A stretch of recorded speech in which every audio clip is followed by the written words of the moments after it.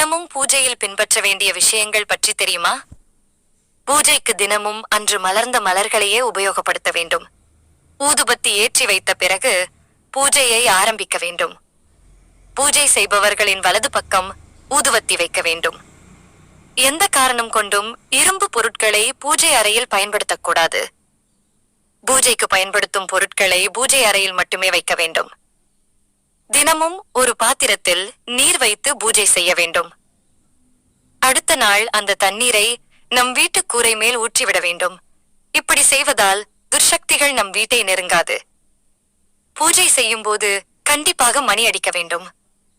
இப்படி மணி அடிப்பவர்கள் வீட்டில் துர்சக்திகள் நெருங்காது. தெய்வ கடாட்சம் ஏற்படும். வீட்டில் ஆரோக்கியம் நிலைத்திருக்கும். சிலர் வீட்டில் சமையல் அறையில் பூஜை செய்வார்கள். அவர்கள் பூஜை செய்யாத பொழுது சாமி படங்களை திரையிட்டு மூடி வைக்க வேண்டும்.